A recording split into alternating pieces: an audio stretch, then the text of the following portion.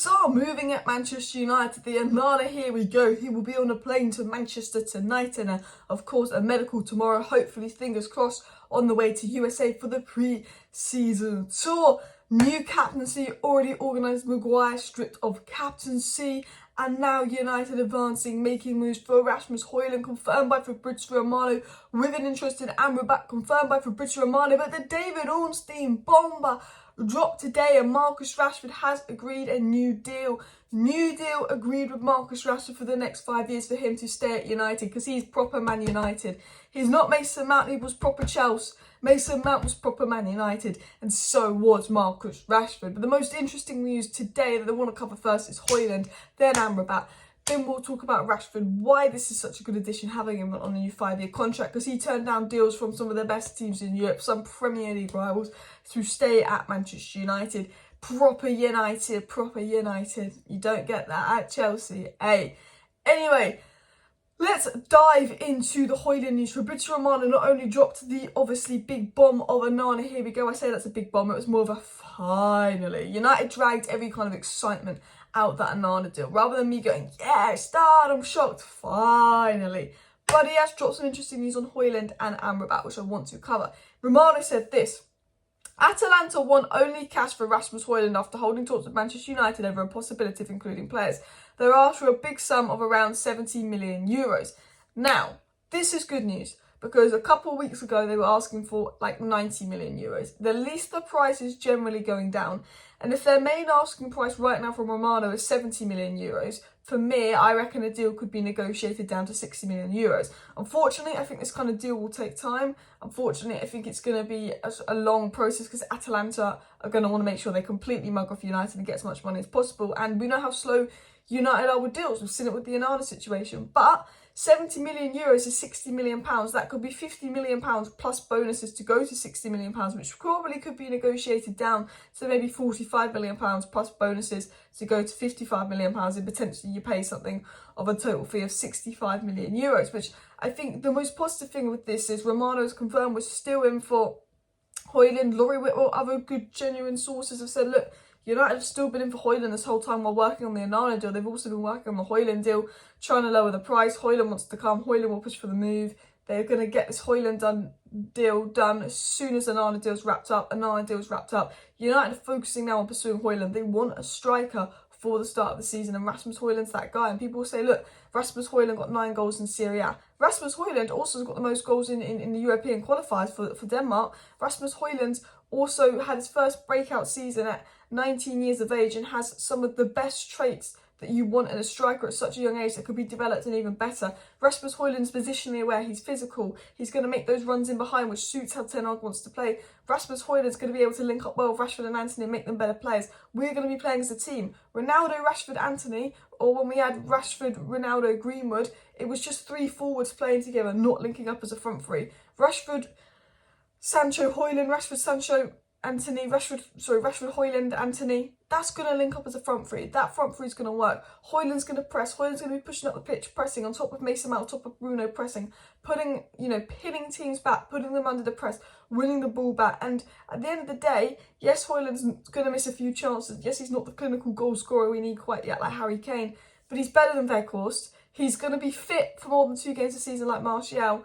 And he's going to be able to get in the right positions. He's going to be able to score goals. He's going to improve. He's going to be working with someone like Benny McCarthy, who's proven to improve United players. And I think he's going to be a fantastic signing for United, because off the ball, he's incredible as well. But what else was said on Rasmus Hojlund? Because I've talked about Rasmus Hojlund and I've not even covered half the news. It was also said by Chris Wheeler that Manchester United will now step up their efforts to sign new Atalanta striker Rasmus Hojlund, the #1 target. And Romano said that Man United is set to push for Hojlund now, and United will explore midfield sales after Amrabat is appreciated. So basically, United, Onana's done, it is true. They are now pursuing Hojlund. They're now pushing for Hojlund. That is the focus. After Hojlund, they want to sell players, and then midfielders will be the goal. The goal for United is Hojlund in, get Fred out, get Alanga out, get Dean Enson out, get people like Williams, Bailly, Tellers out, potentially someone like Maguire or McTominay goes.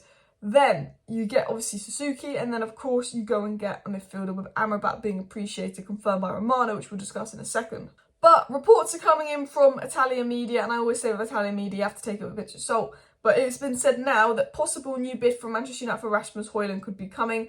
Atalanta will accept €60 million plus bonuses. So I reckon Atalanta could accept £50 million plus £5 million in bonuses. They get £55 million.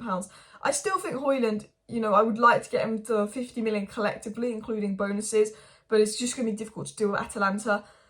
For me, if you can get it for a similar price to Onana, if we can get Mount, Onana and Hojlund for 150 million combined, that is really good business for United. And I'm saying for United, that is good business, but that's exceptionally good business for United, because United under Woodward would have spent 250 million on those 3 pairs because we were ridiculously bad. So I think, things are moving well in the Hojlund thing. Now, interestingly, we've actually been linked to Xavi Simons on loan.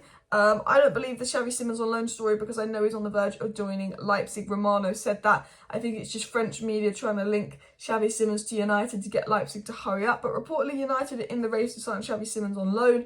I'm just going to cover that and say I'm 99% sure he's going to RB Leipzig. I like Xavi Simons, but I think that is just media using United's name, agent using United's name, just to speed a deal along. How many times have we seen that happen to United? All the time. But what else was said in the news about Amrabat? Because Fabrizio Romano spoke about Amrabat, and he said Amrabat is one of the options Man United are considering a midfield, but it's not a priority. After Onana, Man United will look at a striker, then a second midfielder, but it will depend on the departures. So Romano has sat there and confirmed Hojlund and another midfielder is wanted.